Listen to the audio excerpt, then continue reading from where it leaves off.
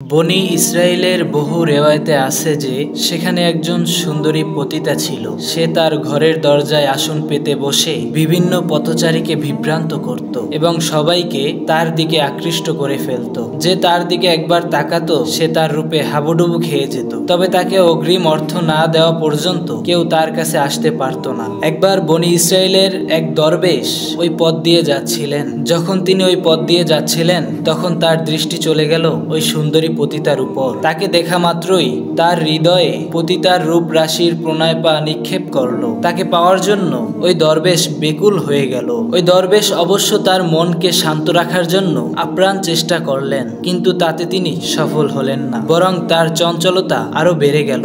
এমনকি তার নিকট যেসব জিনিসপত্র ছিল সেগুলো বিক্রি করে নগদ মুদ্রা সংগ্রহ করলেন এবং তা নিয়ে উক্ত পতিতার দরবারে উপস্থিত হলেন। পতিতা দরবেশকে দেখে বললেন, নির্দিষ্ট পরিমাণ অর্থ আমার প্রতিনিধির নিকট জমা রেখে আমার নিকট আসো। দরবেশ সেই পতিতার কথা মতো তার প্রতিনিধির নিকট অর্থ জমা দিয়ে পতিতার নিকট আসলেন এবং পতিতার সম্মুখে পাতা আসনে উপবিষ্ট হলেন এবং তার সাথে হাসি তামাশায় মুগ্ধ হলেন। ঠিক এই সময় পতিতাকে দরবেশ যখন বাহুবেষ্টনে আবদ্ধ করার খেয়ালে তার দিকে হাত প্রসারিত করলেন, তখনই আল্লাহ পাক রব্বুল আলামিন তার পূর্ববর্তী ইবাদত ও তার স্ত্রী অনুগত এর দিকে অগ্রসর করালেন। সহসা ওই দরবেশের মনে ভাবনা সৃষ্টি হলো। সে মনে মনে বলল, হায় হায়, এ আমি কি করছি? আর সে আজিমে আল্লাহ রব্বুল আলামিন যে আমার এই জঘন্যতম কাজ দেখছেন। আমার পূর্বকার ইবাদত ও নেক কাজ সবকিছুই আমি বরবাদ করে দিচ্ছি।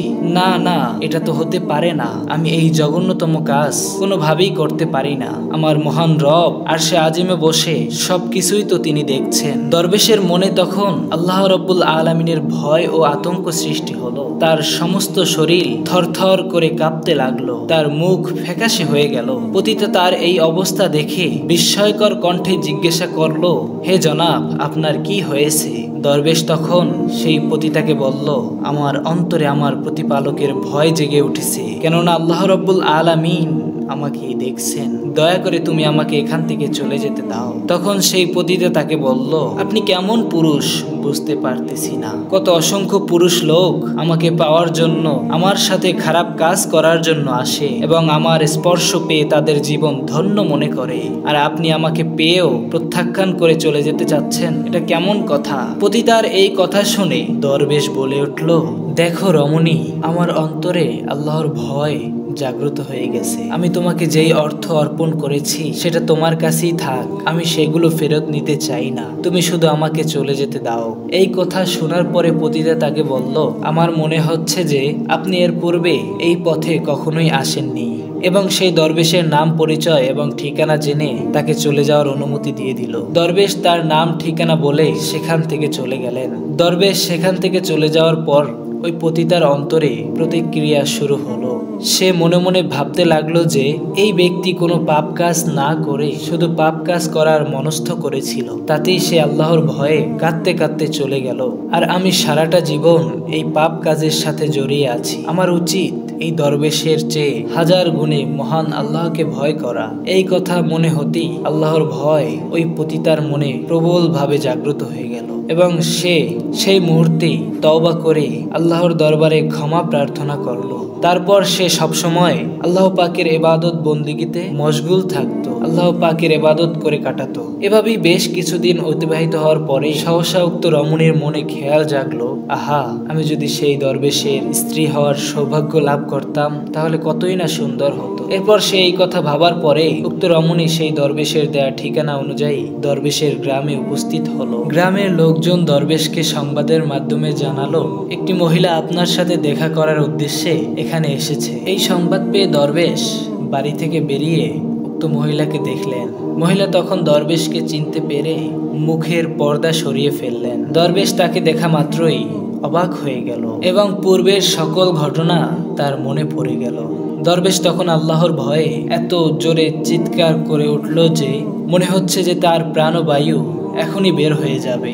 তখন দরবেশ তাকে বলল, আপনি যেখান থেকে এসেছেন দয়া করে আপনি সেখানেই চলে যান। এই কথা শোনার পরে ওই মহিলা তাকে বলল, আমি এত কষ্ট করে আপনার সাথে দেখা করতে আসলাম, আর আপনি কি না আমাকে এখান থেকে বিদায় করে দিচ্ছেন? কিন্তু দরবেশ ওই মহিলাকে উত্তর না দিয়ে তাকে ফিরে যেতে বলে তিনি তার বাড়িতে চলে গেলেন। তারপর সেই রমণী স্থানীয় গ্রামের লোকদের কাছে জিজ্ঞাসা করলেন, এই দরবেশের পরিবারে কি এমন কেউ আছে তার সাথে আমাকে বিবাহ দিতে পারে?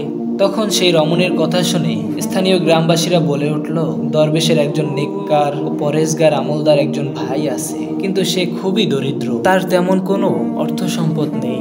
রমণী তখন গ্রামবাসীকে বলল, পরিবারের খরচ চালানোর মতো আমার কাছে অনেক অর্থ সম্পদ আছে, দয়া করে আপনারা আমাকে তার সাথে বিবাহ দেওয়ার ব্যবস্থা করে দিন। তারপর গ্রামবাসীরা ওই দরবেশের ভাইয়ের সাথে বিবাহের ব্যাপারে কথা বলে ওই রমণীর সাথে বিবাহ বন্ধনে আবদ্ধ করিয়ে দিল।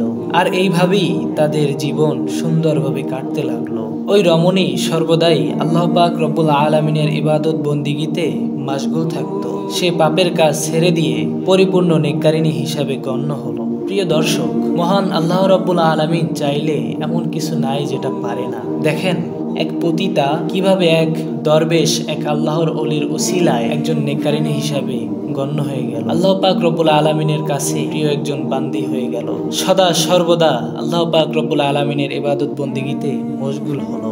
দেখেন দুনিয়ার ভিতরে আমরা আল্লাহ পাক রব্বুল আলামিনের অসীম নাজ নেয়ামত ভক্ষণ করার পরেও আমরা তার ইবাদত বন্দিগি করি না, আমরা তার নাফরমানি করি, আমরা তার গুণবাচক বিষয়গুলোকে উপলক্ষ করতে পারি না। সম্মানিত দর্শক, আল্লাহ পাক রব্বুল আলামিন আমাদেরকে এই ঘটনা থেকে শিক্ষা নেওয়ার তৌফিক দান করুক, আমিন।